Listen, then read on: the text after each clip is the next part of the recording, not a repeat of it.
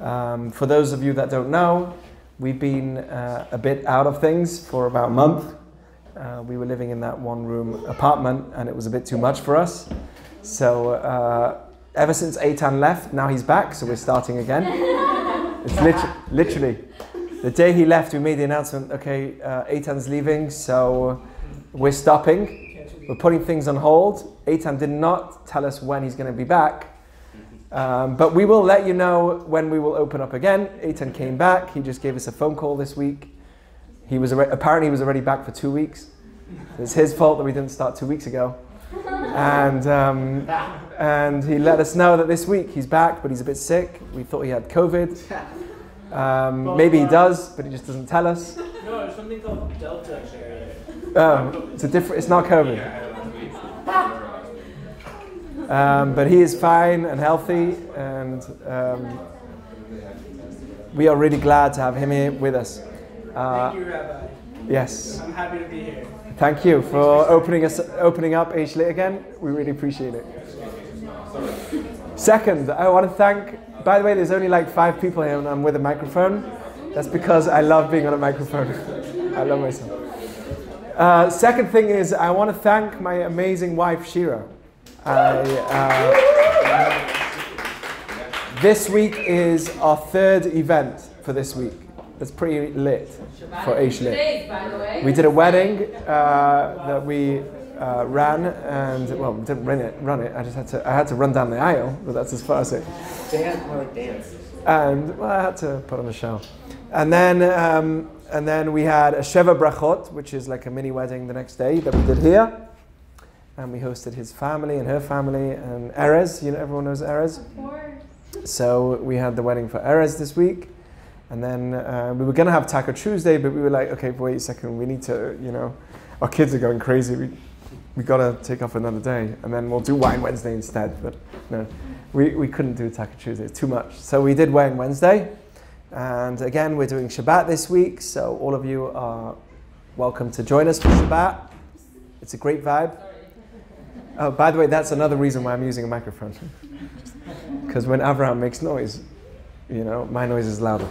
So that's my excuse. I really like being on that's why I moved to LA, So, yeah, right. I'm waiting for the drop the mic moment, So, what else did I want to say? That's basically it. We are back on full force, yeah. High holidays. I know Shira mentioned something about that, but is there like a plan for that? As far Yeah. As Aish runs every year 2 young professional high holiday programs. One is Sephardic and an Ashkenazic one. We are part of the Ashkenazic one. It's a very beginner. I am Sephardic actually, but the one that we're going to join is going to be the Ashkenazic one. And it's really good for anyone that wants to know what page you're on and to know that you're actually there's something which can be explained in English. It's not all Hebrew and Chinese or whatever other language it could be. But it's going to be as much as we can. We try and make it a bit easy for you, quick. Won't take too long. And before every little bit that we read, we'll have an inspiring speaker coming up. We're joining with Rabbi Teller from J-Hub as well. So we're partnering with him. And it's going to be super lit hub at Maury's Fireplace. Okay, so that's what we're doing, and please be in touch. It's a great opportunity. Someone who signs up is also supporting what we do for the year, so it helps us. How much is the ticket for Rosh Hashanah and Yom Kippur? $80. It's $80 for both, and you can come to all the services. Sorry. Right, break the fast and a kiddush. On a separate thing, we're also doing meals as well. So you guys sign up for that too. But we got you guys covered. And as long as Delta doesn't drive anyone crazy, and I don't have a mask, so whatever. So I better be quiet now. Part of the thing of saying jokes or trying to say jokes is you're going to say something stupid at some point, So I got vaccinated. So, twice. The third's going to be by force. I think. I don't know. It's getting there. So that's basically, the first two were by force, honestly. But but it was my decision, but without much choice. There was free will there. There was free will. That's another conversation. Free will. So anyway, that's the discussion for now. And let's get right into Torah. You down? Some ideas? Okay, so I want to tie the time that we're in to the Torah portion and to dating, because otherwise you guys are going to fall asleep and there's noise in the background that would totally distract you. So let's talk a bit about dating and tie it into the time of the year that we're in, Shoftim and Shotrim and Elul, the month that we're in, really special month. It's a month of beginnings, renewal. Judaism is awesome with that. And it's a great opportunity to think about life and change and grow, right? Because we're all evil, terrible beings that need to constantly change. Well, we can be, but we're not. And change means that someone has hope in us. That's really what it means. So when it comes to dating, what is the one thing that, or at least even in marriage, really, what's the one thing that you need in order to make it work? Trust. Well, trust, yes, trust. Core values. Values, good values, core values, not just attractive. Go on. Respect. Respect. A second person. Right, a second. That's really important. That's you know what? We're all laughing. That's exactly what I was going to say. That's it, I'm done. You got the point. But that really is what I'm going to say.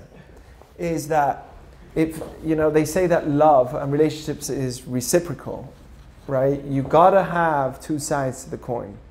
Well, when you're married, you come one coin. But you got to have two sides.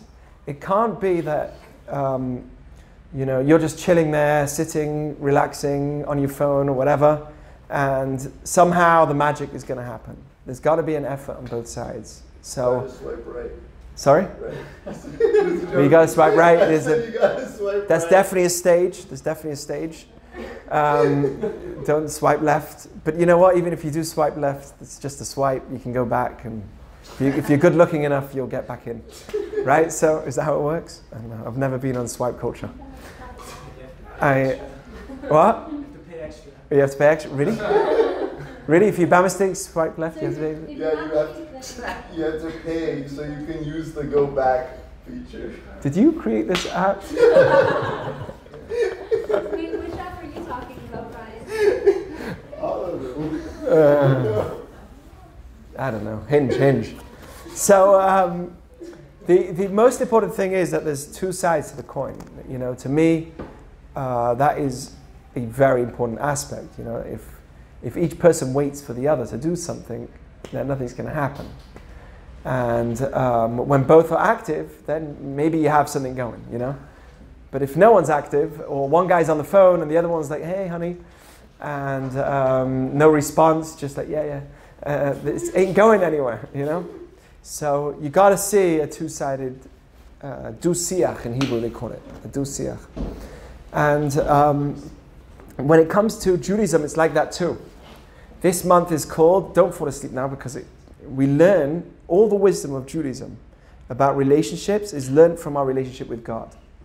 When you think about how you connect with Hashem, God is the male, Jews, right? God is the male. He's not a body or a figure of a body, and we are the female of the relationship between us and God. Okay, so some people have told me, how come God's males? I said, well, did you know that we consider people as the female? Oh, okay. So God's the male and we're the female. God doesn't have a body or a figure of a body. You know why he's considered a male, right? According to Judaism, God is not a person like me and you. You get that, right? If he created me, you, everyone, every tree, every leaf, everything, can't be a physical being, right? You've got to if it's a physical being, then the question is who created that, right? What came before that? Something it's finite. So what created it?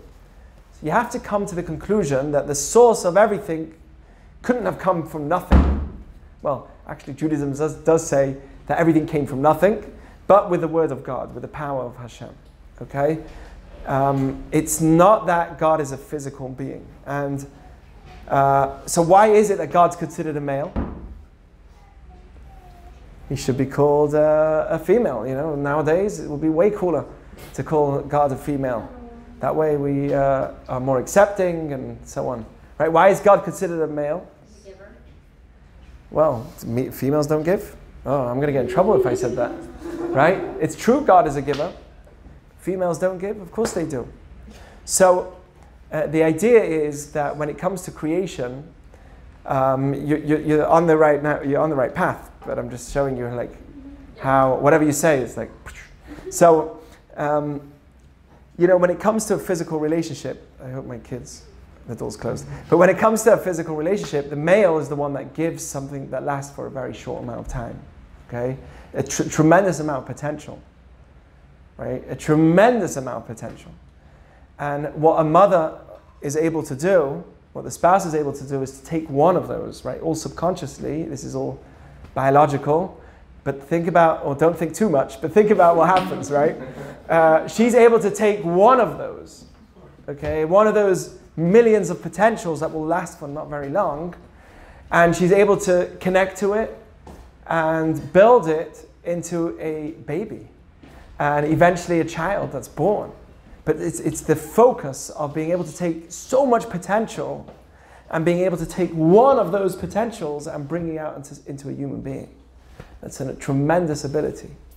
So in Jewish teaching, God is like the male in terms of giving tremendous amounts of potential into this world. This world has thrown at it infinite amounts, almost if it's a finite world, but God is infinite and he's throwing his infinity of potential to this world. And what we have to do is grab onto it. If we don't do anything, then it will grow, right? A tree will grow into a tree and eventually wither away and die. But it's up to us to take the tree, right? Environmentalists, take the tree, cut it and use it for something that's much more much greater than its own self. Okay? That's the human ability. Like Rabbi Akiva, who was once asked, who's greater? The deeds of God or the deeds of man? What's greater? Man or God? So he said, what do you mean? Well, the Roman emperor, the Caesar, whatever his name was, that eventually killed him, says to him, as Turnus Rufus his name was, sounds quite rough, Turnus Rufus. He was with Rabbi Akiva and he was asking multiple questions. One of the questions was, he said to him, sorry, so he's yawning. So one of the questions was, he asked him, was, what is it that, in your eyes, what's greater, God or mankind?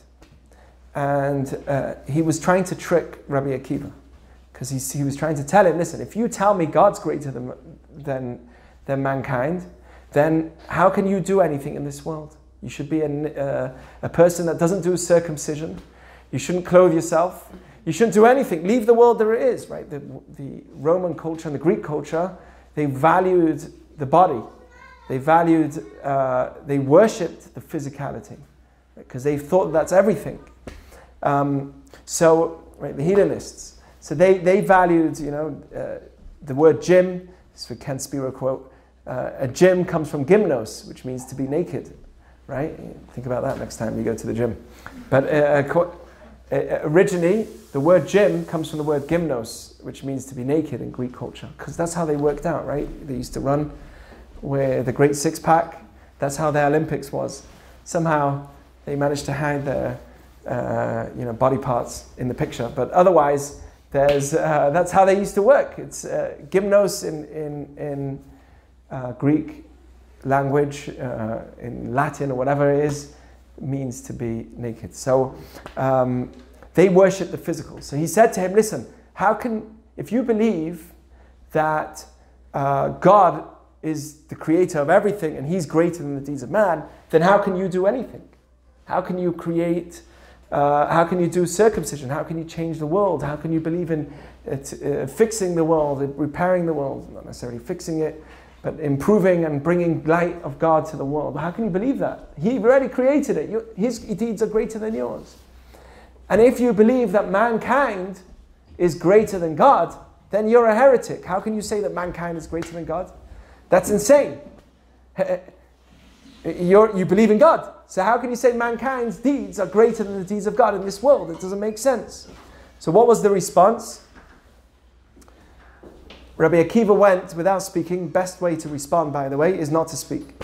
He went running. He got himself some wheat in one hand, and he brought also a beautiful cake in the other hand, made by a human being. And he says to Turnus Rufus, you decide which one's greater, the wheat or the cake. What do you think? And basically what he was saying is, yes, it's true, God's creations are perfect. The wheat that he made is perfect. But it's up to us to take that potential and bring it out even more. Like God's creations are perfect, but it's up to us to take the potential that we have and bring out the best of it. So that's why Judaism believes that you can progress scientifically. We're not against that. That's why Judaism believes it's unique as a religion.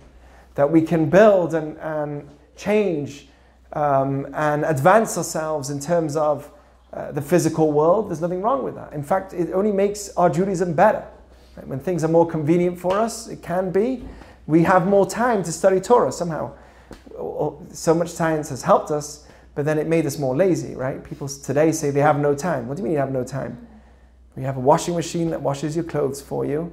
You have hot water always available for you. You have a fridge that keeps food fresh for you, so you have to buy less, right? But somehow we're all busy. Why? Do you know what they used to live with? You want to wash your clothes? You had to wash it by hand. No time they had no time. How come we have no time? But for some reason, we're all busy all the time, right? So, why did I go there? I don't know. But Judaism, because I like ranting, but Judaism does believe in taking the physical world and elevating it, bringing it to a higher level. How come? Because God gave us the tremendous potential. We are the female in the relationship that takes all the potential, at least some of it. We can't, la lecham lecha ligmor. It's not possible for you to do everything. But to take some of what you can in this world and elevate it. Whether it's eating, even eating according to Jewish teaching, when you make a bracha on food, you take an animal that's kosher, that's allowed to be eaten, that's cut in a kosher way, slaughtered in a kosher way, you make the right bracha on it, you elevate the animal from an animalistic level to a more humanistic level. Right? That's the ability of, you elevate it, because then what you do with your body and the energy that it creates for you allows you to do some amazing potential in the world that animals can't do. Like humans could take themselves to the moon, but I'm not talking about taking yourself to the moon. I'm talking about, doing good in the world, right? But humans have a tremendous ability. If I use the energy that's created by Hashem in this world for the good, what I'm doing is I'm elevating the world. So, going back to the idea of Hashem and creation, he was the one is considered as a male. Why is he considered a male? Because he brings us tremendous potential. We are considered as the female. Make sense? Because we've got to take the potential and bring it out. So anyway, in a relationship, going back, in a relationship, you want it to work, the first thing is you don't wait for the other side. This is what happens to me so many times. You ready? Start teaching people that get married. So me and Shira are guides for chatanim and kalot, for bride and groom. They would reach out to us and we would teach them the different laws of marriage in Jewish law. Really good stuff about making the relationship work. Right? There's a reason why our relationships last so long, right? For the most part. So me and Shira teach Chatan and Kala. And one of the things we do is also teach Hashkafa, is like the way you look at marriage as well, how to respond in different situations, different tips. Not that I'm an expert, but we try. And there's guidance that we have from the Torah. And we teach Chatan and Kala. And a lot of times I teach I'm teaching the groom, and he tells me, Rabbi, I hope Shira's teaching this to the bride almost every time. I hope Shira's teaching this to the bride. And I'm sure, Shira, does that happen to you? Yeah, they all say like, I hope So you go. Jack is teaching Eve that too. You know, like both sides say that. Just recently, Don't worry, you're covered. Yeah. right?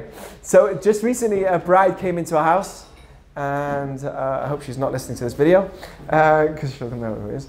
But she came to our house, and she's like, "Oh, Rabbi, how's it going with my husband? Are you my future husband? Are you teaching him everything he needs to know? The stuff that I'm learning. I hope you're teaching him everything." So everyone's thinking of the other side. Like, I hope the other side knows. I really hope that the other side gets to learn the things that you're teaching me.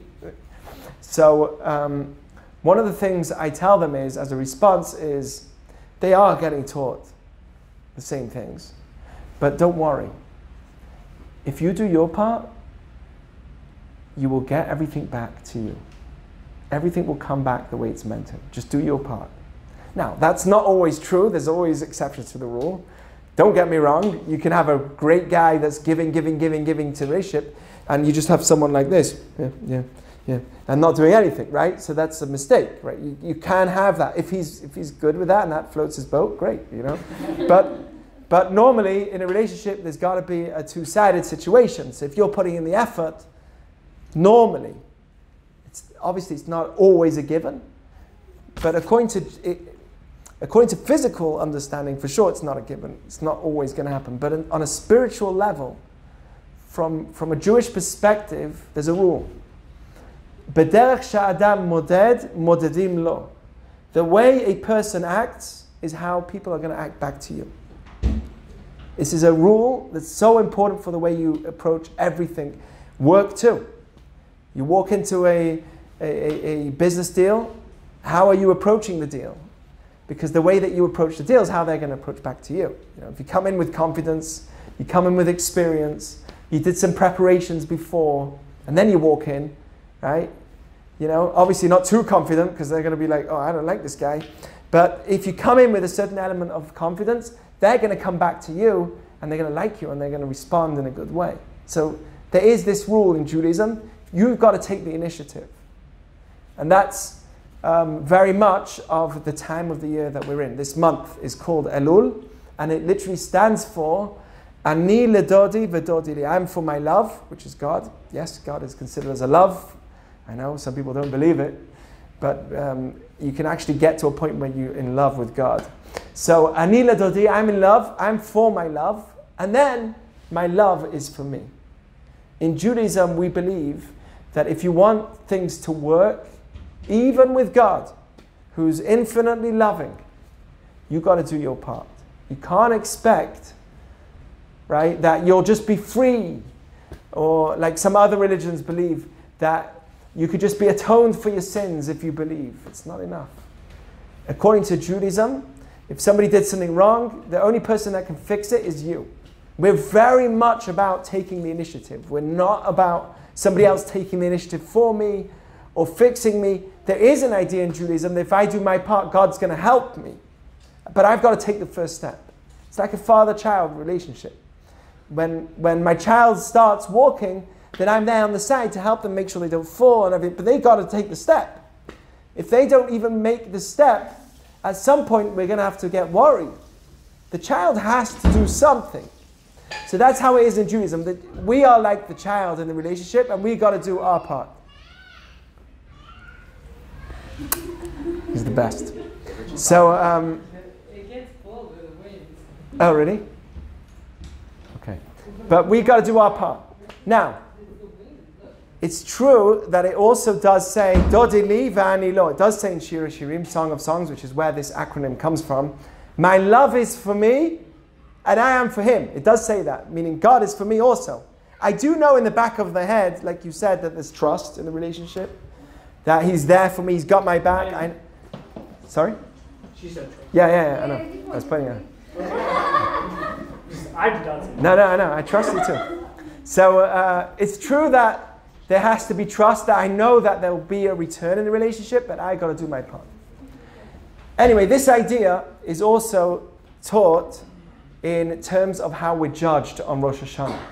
Okay? People don't like the idea of Judgment Day, or how we're looked at by God, and what that really means. We have to think about what that means. But there is an idea that the way we've been with other people is the way that God is going to judge and look at me. So there's actually a teaching, a beautiful idea, that's taught a parable of two judges, very important judges, very good judges. One was the best. Anyone who got into his court knew that they would get out, they were happy, they would get a good result, they would come out with the right verdict, everything will be fine. And there was another judge that was, every time if any lawyer would have his defendant come into that case, they knew that they were going to lose. There was no chance. So there was one judge that was great, kind, loving, always trying to understand the case, trying to understand both sides of the story. And there was another judge that was really strict. And the story is told that these two judges were caught in a scandal. It's great timing. So these two judges were caught in a major scandal. And no one knew what to do with it. It was like these big judges, they're caught in this crazy scandal, a huge scam that they have been judging against themselves. Oh no, what are we going to do? So they decided to send the judges to the Supreme Court. They send them to the Supreme Court, and in the Supreme Court, just one second, I'm busy recording this. Okay, so they decided to take it to the Supreme Court, and in the Supreme Court, they said, we can't judge you guys. You are the best judges. We have no way of judging you, but we'll let you judge yourselves. How? Do you know how? Let's look at how you judged everybody in a similar case, and then based on that, we'll judge you. So the judge that was always kind, they looked at him and they said, oh, the similar case. He eventually let the person go. He told him he has to do a week of social service, and he let him go. The other person, they said, same case he gave to someone else. He put him in prison for 2 years. You have to go to prison for 2 years. So in Jewish teaching, there is an idea that b'derech sha'adam moded, modedim lo. The way that we are to others is how it is back to us in life as well. And it's like that in a relationship, and it's like that on Rosh Hashanah and Yom Kippur, where no one's perfect. But a lot of how we're looked at is how we were with other human beings, how we interacted with other human beings until this point. And that's why during the month of Elul, the first thing that we work on is Ish lere'eu umatanot le'evyonim. Also another acronym for Elul is Ish lere'eu umatanot le'evyonim. It's brought down in the book of Esther that we have to treat each other with gifts and compliments and help the poor, because if it actually says in Jewish teaching, we learned this in last week's Torah portion, it says V'yiten lecha rachamim v'yirachamecha, something on those lines, which is like Hashem will give you a situation of mercy and then have mercy on you. We just said it in last week's Torah portion in Re'eh. It says that when sometimes everything happens for a reason in Jewish teaching. If you're walking down the street and someone who's poor comes to you and says, hey, can I have some money? Or a friend tells you a sad story. There's a lesson that came. Why did he tell it to you? Why didn't he tell it to somebody else? There's a reason why someone comes to you and tells you a sad thing that happened to him. Everything that happens is for a reason. But one of the reasons is a very important idea to stick with. It's an amazing part of emunah that a person must have. That when someone comes up to you and says, hey, please help me with some tzedakah, or hey, I'm having a hard time today, what do you think I should do? And if you give them the time that they need, God is sending you a message that at some point or other, He needs to bring you into court, into a spiritual court. And He's going to look for a moment where you were merciful to someone else. And He's going to say, wait a second, you had that situation that I sent you a few weeks ago where the poor guy said, hey, please give me some money. And you responded, you gave him the time. And according to Jewish teaching, when you do that, it comes back to you. It's like karma. It comes back to you, and God says, hey, you did the extra kindness, I'm going to do the extra kindness for you. Even though in this situation, based on your mazal and the time of the way that your body works and the way that the world works. A person needs to, there needs to be that there's a car crash, God forbid, at this time. But because of all the rachamim that you brought to somebody else, I'm going to give you rachamim. And everything is going to be fine. Okay? You won't even get into the crash or something like that. So according to Jewish teaching, with the way that we are to others is the way that God is to us as well. And that's a big aspect. So there's two things so far, or there's one thing so far that we need to work on that I've mentioned, and that's increasing our level of mercy amongst other people. Right? Strengthening our relationship with other people. Because if we do that during this month, God is going to have also more mercy on us. Okay? That's the first thing that I wanted to tell you that we need to work on this month. Okay? And the second thing is strengthening my relationship with God. Ani ledodi v'dodi li. Do an effort of some kind, something small, to strengthen your relationship with God. That's the second thing. Just like in relationships. If you want the relationship to work, you've got to do your part first. And the third thing is that I wanted to mention to you tonight, and I'll finish with this. Maybe I'll tell you a little story.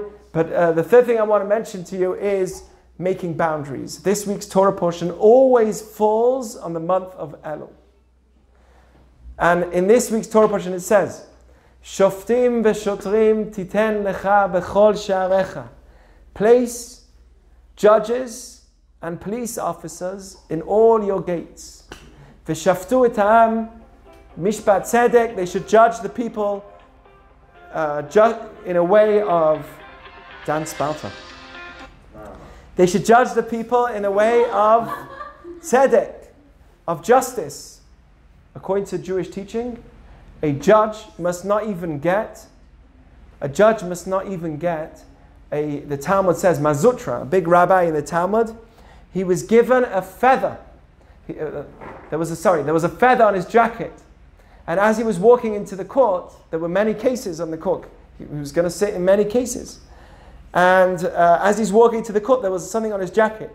Someone comes up to him and says, "Hey, Rabbi, there's something on your jacket here." And he removes it. So Mazutra says, "Who are you?" He says, "I'm one of the people here. I have a case and I've come to be under court with you."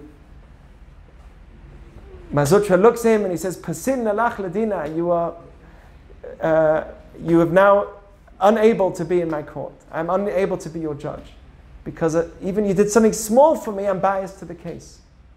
A judge is completely objective. By the way, really, really important. This is, by the way, not just a Jewish law to have courts and a justice system. This is a law for the 7 Noahide laws. All the world needs to have Shoftim v'shotrim, judges, courts, and police officers. A place that doesn't have a healthy Shoftim v'shotrim, a healthy police force, and a healthy court system is a place that you shouldn't be in. It's a law for non-Jews as well, not just for Jews. And it says that you shouldn't be biased. By the way, this is such an important thing. Whenever you do business with someone, at some point it can easily get into an awkward situation. You did a deal with him and he owes you money. You think the money's yours. You should have the money. He says, "No, it's my money." Things get awkward. I have a friend who we were in yeshiva, he borrowed his friend's motorcycle. He borrowed the motorcycle and totaled it. He smashed it up into someone. He didn't know how to ride it properly. Boom, into the wall. Completely destroyed the whole motorcycle. Really nice one. So he came out fine, thank God.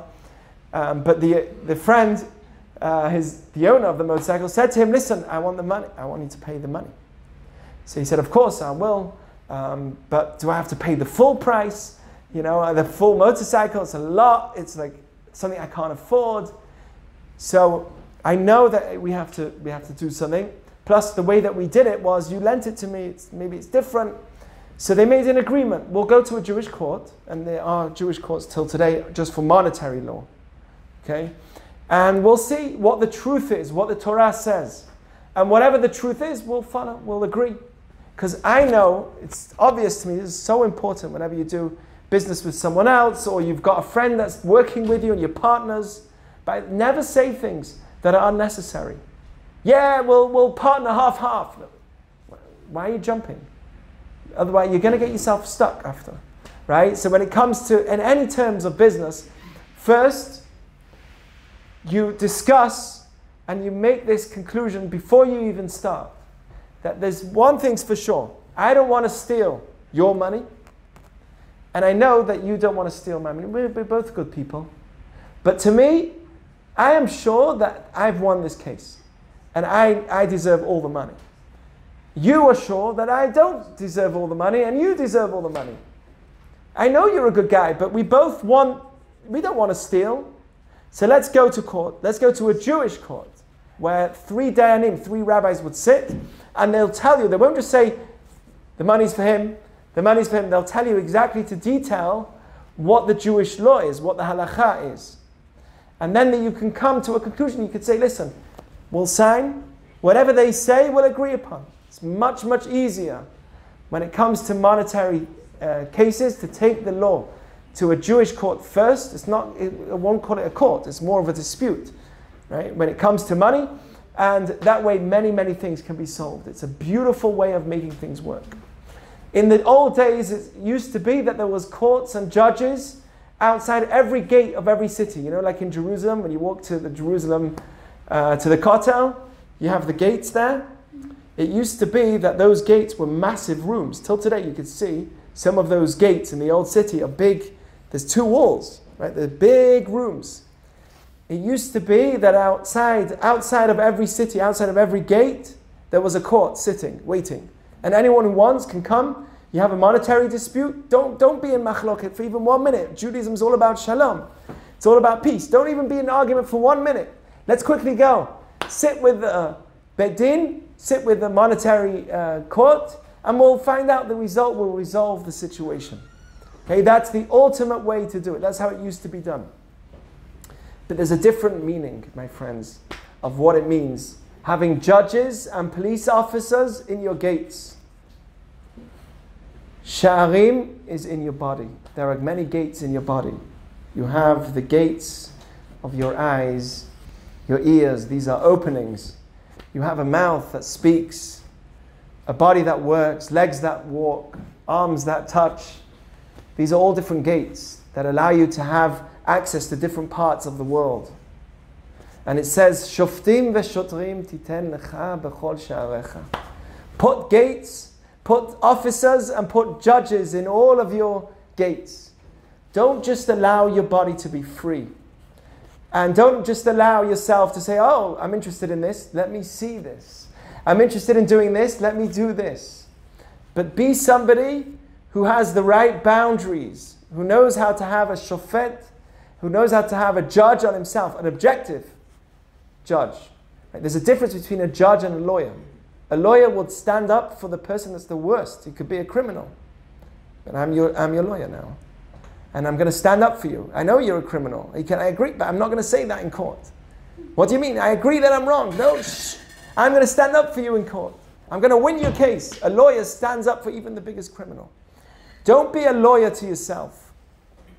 Be a judge to yourself. Be objective. It's different than a lawyer. Look at yourself and say, okay, where am I falling short? That's something that we do in the month of Elul. We look outside, we become objectives. And the way to become objective is through Torah study, through prayer, through having different mentors, different people that you could speak to, having good friends. It says, Aseh lecha rav, make yourself a rabbi, ukneh lecha chaver, buy yourself a friend. Right? Talking about buying friends, listen to this one. Buy yourself a friend. Does that make sense to you? Buy yourself a friend. Why? Because if he's the right friend who's going to influence you for the better, you bribe your way in. Dude, I'll take you out for lunch. Right? If you want to be in the right surroundings, pay the money to be, it's worth it.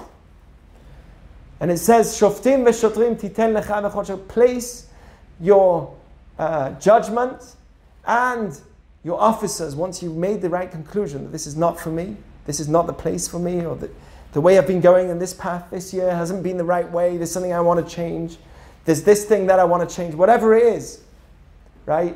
Shoftim v'shotrim titen lecha b'chol sha'arecha. The worst thing that a human being can do to themselves is lo taturu achrei levavchem v'achrei einechem. Wherever my heart tells me I will go, then you're a slave to your heart. But to be free from your inner self, to be free from your heart. I'm not going to allow this person to force me to look at them. I'm not going to allow this person to force me to talk to them. I'm going to be in control of my inner self. When someone's able to do that, they are free. So that is another thing that we need to work on. It's specifically in this week that we have this Parsha, this Torah portion about making myself a judge, bringing judges, allowing that restrictive boundary in my life. We're in a time when no one wants any restriction. Let me do whatever I want. Free world, free world, free world. But then what? You're not so free. You know why? Because you're enslaved to whatever's driving you. The true free person is someone who's able to hold back and be in control, because there's no way that everything's free. There's no way that you can be married, let's say, but also in a relationship with another person that you like. There's no way. Right? There's no way of having the whole thing. There's got to be boundaries. If the person doesn't have boundaries in his life, he's undefined. Then they have no divinity. There's no identity. Who are you? Hey, I'm someone that just follows whatever I want. Well, then you don't have an identity. Boundaries is what defines you. And that's why it says, Shoftim v'shodrim titen lecha. Give yourself in all of your gates. It starts inward. When somebody's able to find the boundaries within, they will be able to be free of the outer self and be more happy. And this is a beautiful time, honestly. It says, Ashrechem Yisrael. Rabbi Kiva used to say, Ashrechem Yisrael. Happy are you, the Jewish people. It's a happy time. Lifnei mi atem mitaharim, or mi mitaher etchem. Look who you're coming to be pure in front of, God. And God's going to help you. You do the first part, but then God's going to help me. Right? You've got to do, but happy time it is, because you're sitting with God. And God wants you. And Teshuvah is open, it's always ready and saying, come, come. Judaism never says that someone's too far. I once had a prisoner that was convicted for murder calling me when I was in Oregon. He found my number somehow. He calls me up. He says, is it too late? Is it too late? I'm in prison. Is it too late? I said, there's never too late. Maybe for human beings, it's too late. You killed someone. Right? For human beings, once you killed them, there's no way out. For another, how can someone forgive that? How can a family relative forgive that? But for God, God is the one that's merciful. He'll atone the sin. He won't destroy. He always, even for the worst of worst, there's always room. As long as your heart is pumping, there's room for a person to fix and improve and become a better person. Okay, so my question to you all is, do you have any questions? Are there any thoughts? Yes. Thank you for coming, by the way. Do you know why? Oh, it's a pleasure. Because now you make me more comfortable. You know, someone's actually asking something. Yeah, go. Rabbi, I have a question. Does this apply to everybody in your life, like your parents, your siblings, your close relationship with your friends, acquaintances? You named only a few of, like, as in marriage and your workplace. Does everything you were saying apply to friendships? And when does following your heart and creating those boundaries, like, come into place with all of these people in your life? Look, if someone's abusive, or someone within your own circle is doing something wrong, then the best thing to do is to distance yourself from them, right? In Judaism, there's divorce. So even though I'm talking about relationships, there are times it's a tragedy. It's definitely a tragedy, but there are times where divorce is necessary and is a mitzvah. And the same would be with the relationship with parents. But don't get me wrong. There's a story of Dama Ban Latina. I've already mentioned his story. A non-Jew who lived in Ashkelon in Israel. I think it's Ashkelon. He lived in Israel. And at the end of his life, besides for how much love he had for his parents, at his end of his life, his mother lost her mind. Whilst he's sitting in a very important meeting, he was a very wealthy man. He became very, very wealthy. Non-Jew. His mother comes in and starts beating him, takes off her shoe, beats him on the head in front of everybody. Beating him, he doesn't say anything. And eventually, what does he do? His mother beats him so hard with the shoe breaks and goes flying on the floor. Now she's without a shoe. His son got the shoe and gave it here, Mum. So they said to him, what are you doing? She's beating you in the head. Mom is Mom. That's what he said. And it's brought down in the Talmud, that story, to teach me that, look how important Kibud Av V'em is, honoring our parents. It says that if someone honors their parents, they merit to having a long life. It's one of the things you'll see the result in this world. You'll see the result of it in this world, not in the next world, in this world too. We can't, when we do good and bad, we don't see the result of it. You know that, right? You give charity, you don't see the effect of it. The reason is because of free will. If you would see the effect of all the good you do, you'll never choose not to do it. You'll always do good. I always see the good I do. Like it comes back. You do. It does come back, but you don't see it immediately. It's not like you give charity and then all of a sudden 10 times the money comes in your account. You mean like karma? Yeah. Karma works. It happens for me, but it happens pretty quick. Like it's crazy. I love it. Fine. No, I'm being dead serious. So my lesson's pointless. It's So his free will is different,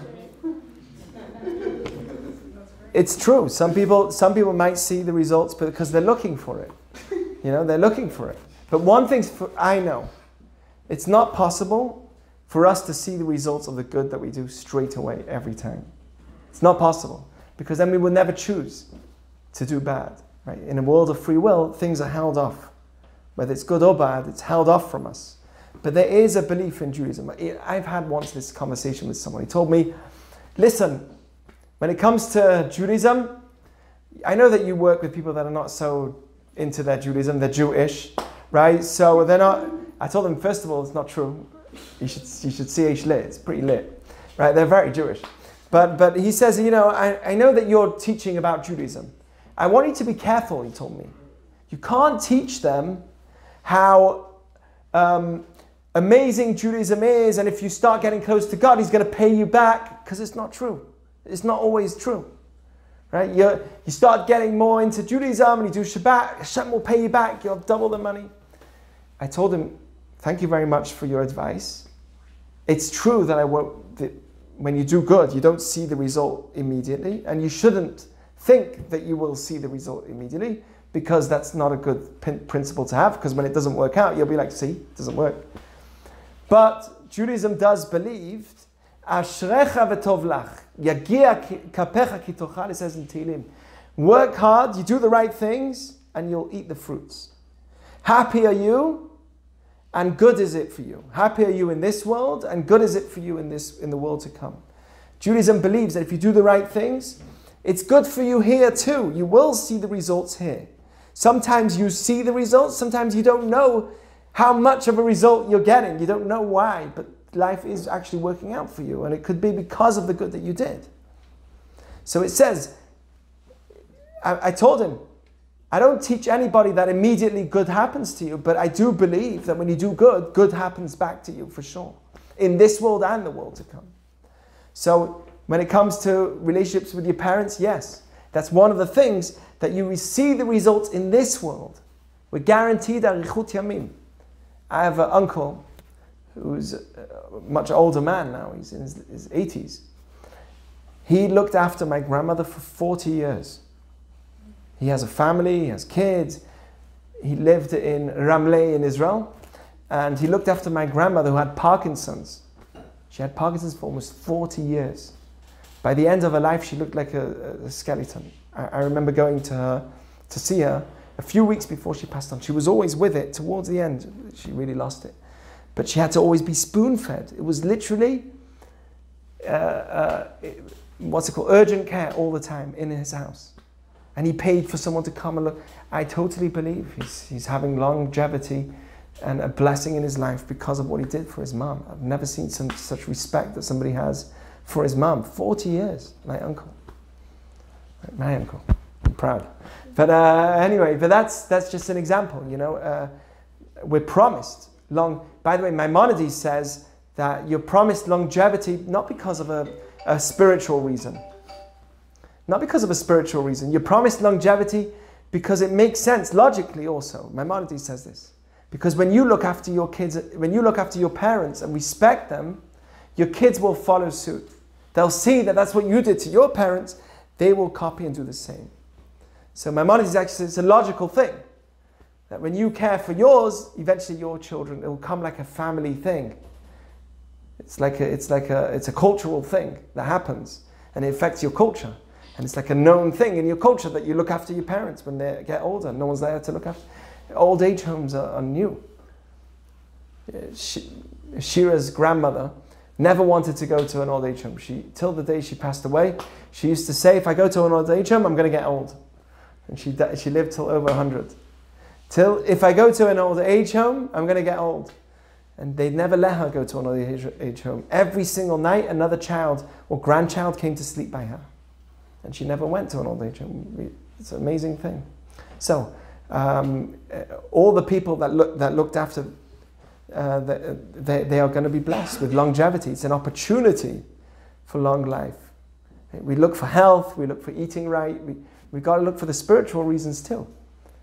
So when it comes to honoring parents, of course, something we should strengthen. Yeah? When was Rosh Chodesh? Was today or? It was on Monday, just this Monday. Always, Shoftim falls on the month of Elul. Sorry? I just said okay. Yeah. So it was Sunday, Monday. We had Elul. I didn't know when the new month happened, but right. I was learning it today with Rabbi Chwari. Oh, nice. Yeah. He's the man. He's a pretty good guy. He's a good guy. Anyway, anything else? Yeah. Does the tablet play music too? Yeah. You want? Question. You want me to start playing some good tunes? Okay, that's a sign that it's over. Hey, yeah, go on. What were you saying? So I think it's interesting what you bring up about kind of saying A doesn't always equal B, but it's the process of A to B that is what becoming is. I think that is pretty profound because it's you deciding to do something, and it's the action of doing it itself, not the end result, but the thing that you made the decision to do that thing, which is the thing that makes you holy. Yes. It's not right. It's not because you think of the end result. It's because of what it makes you become that now has an effect in the world and eventually will bring back the good result to you. But it's because you're doing it out of initial goodwill and not because you're thinking of the end result, because you can't think of the end result. Even though Judaism knows, like when I honor my parents, I know that I'm going to have long life, but I don't see that result immediately. So that's already considered as an initiative that I'm taking on my own. It's not that I'm doing it because of the incentive, because I don't see the result. Beautiful point. Anyone else? Yeah. Hey. What's your name? Me? Yeah. Brandon, nice to meet you, bro. nice to meet you. I'm curious to hear more about the difference between being a judge versus a lawyer. Oh, you're a lawyer? What's that? Are you a lawyer? I'm not, no. Okay. Not even close. Otherwise, I would have bounced. So,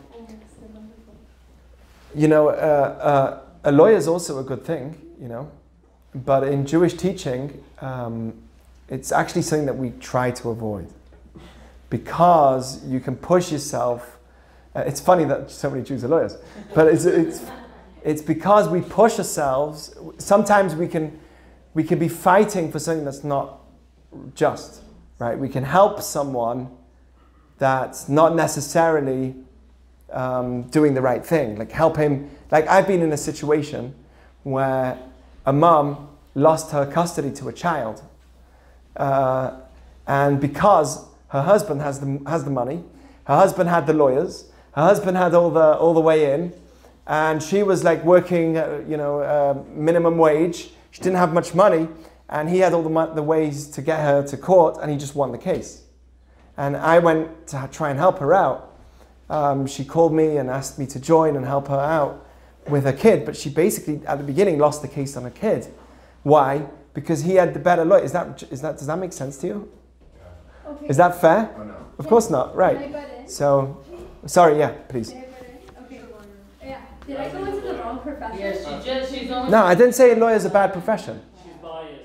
I'm not biased. Okay, this one I might be a little biased. I'm not. I did work in family law, and we did have to do with child custody. Okay.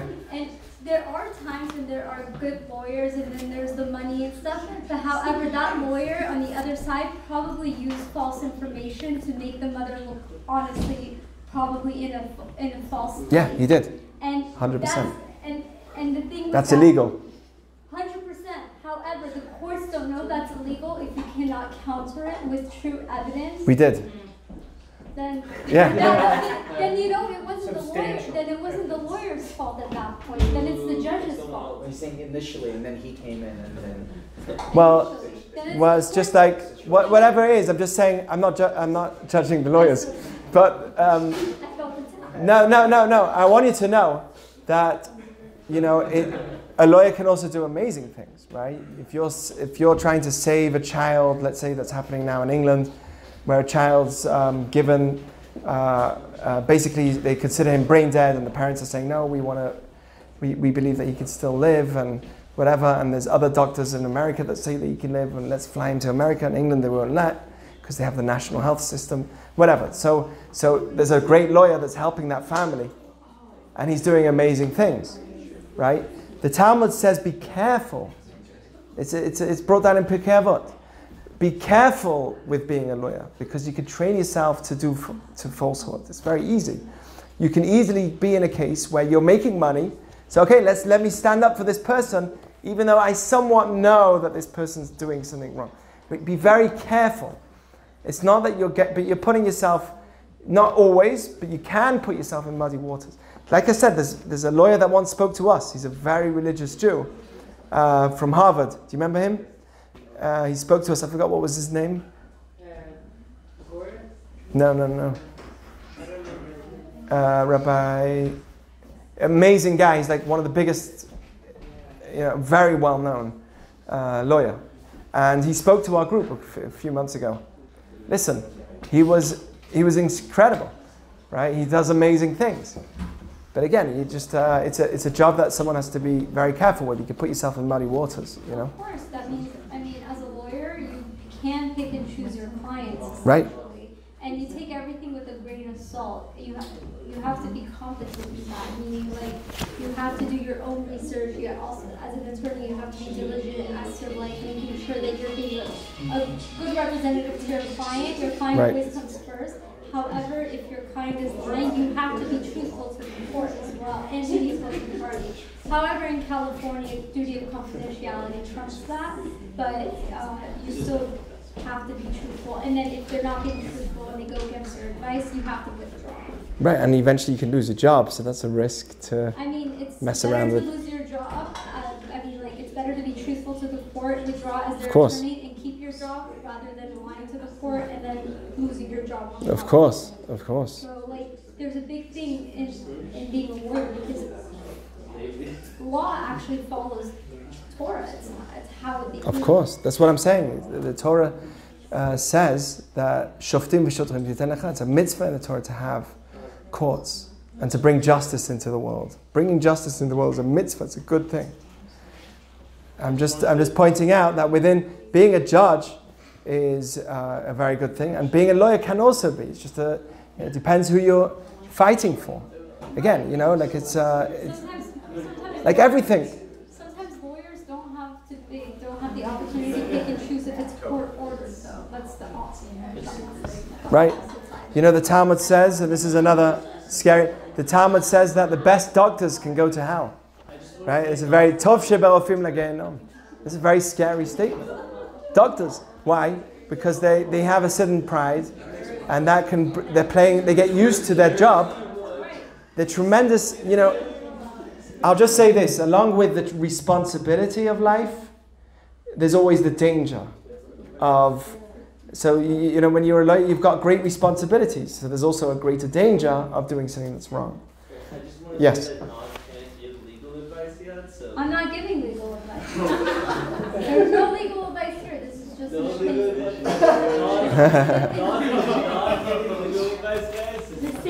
The statements of facts. I don't want so I cannot Speak. It's now against the... Speaking Speak about to me. like being objective about certain matters versus being a lawyer, subjective to things that we might navigate day to day.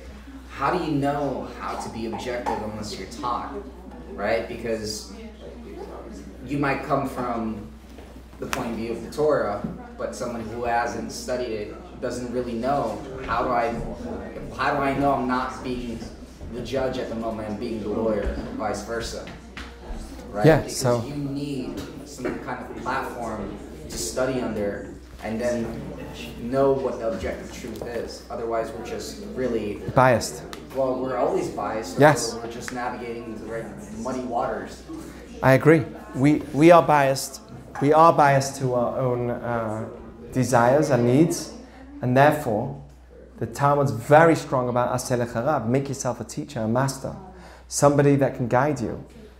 This is not just, we think that having somebody that can guide you is only for people that's special. They need to go to a therapist or something. No, according to Judaism, it's always good to have that objective opinion. We're great at giving opinions for anybody else besides for ourselves, because when it comes to ourselves, we're subjective. If someone comes up to you and says, "Hey, what do you think about this? Got this situation. Should I continue to date her or not?" You'll give a really good response. You have a lot of insight. You're a smart guy. You've lived life for enough time to know. You'll have a great response because it's for somebody else. When you're responding for yourself, it's subjective and it's a problem. That's why Judaism has the Torah. Torah is objective. It's God speaking and says, "Don't murder." Right? If not for God, I would have thought, "Oh, I could murder now because I have the right to. I'm justifying it," or whatever it is, right? So even "thou shalt not murder" is a miracle. It's God. Even in the Torah, you can murder someone if it comes to you. That's not murder. That's killing. It says don't murder. It says lo tirtzach. Lo katuv lo taharog. Even if somebody murders somebody, you can't murder that person. Yeah. Yeah, but he's saying if someone's coming to kill you, then it says haba lahagecha hashkem lehogo. Then jump up and kill him first. But even if you can stop yourself, you shouldn't kill them. What do you mean? Well, you don't know. If he's coming to attack you. If you can prevent that person from killing you. Yeah, but you don't know. You don't commit. I'm not a fan of that policy. Yeah, I don't know. Just to kill to be on the safe side. I'm just saying, if I know he's coming to kill me, he's a hitman, and he has a knife, and he has a gun in his hand, he's got some form of, I will do everything I can to try and kill that person, not be soft, because I don't know if maybe he's going to overcome or my weakness of saying, no, maybe I could do it in a way that I could stop him from killing me, but no. Well, there's also the oral Torah and the written Torah. Both the oral. This is the oral and the written. Is also objective. But if the oral Torah comes from the written Torah and it's the words of God, then it is objective. Yes, the Torah is objective. That's why even the most simple things like don't steal is not a given. It's like, hey, why does I need to have 10 commandments? Don't steal, don't murder. It's like, but in that comparison, because it's an objective opinion. It's different. In the comparison of the two judges, clearly this is like the Sanhedrin, right? So they were aware of the objective truth in the Torah, but they had different ways. It wasn't. That's a mashal. That's a parable. Oh, okay. That was a parable. Okay. But that an example, just as an example, you have judges. We have judges for cases that are specific. There are many things that we don't judge. We say leave it to God. There are many things. I'm saying internally, right? Right. I'm supposed to be okay. a judge onto myself. By the way, you guys can drink food. It's still, I know, totally fine. We're done with the class. How do you know who's the good judge versus maybe they're both good judges, but one who took lacks of mercy versus somebody, right, who was... Only God knows. Only God can know. Yeah, but how do you know for yourself? For myself, how do I know that I'm being one or the other? And where is it coming from? What if I'm not critical enough? Or maybe I'm too critical, Finding that fine balance. So that's why I think that you need a lot of Torah study. Yeah, that's what it comes down to. It's like, yeah, you need a lot of Torah study. You need a lot of guidance from somebody else who studies Torah. All these things will help. That's why. That's the beauty of Torah. Is it subjective? If it's subjective, then who says I should listen to that? Maybe my feelings are better than his feelings. That's what's happening in the world today. Why should I listen to you? Right? No one has authority. And the truth is, no one does have authority. Only God does. Ultimately, just continue doing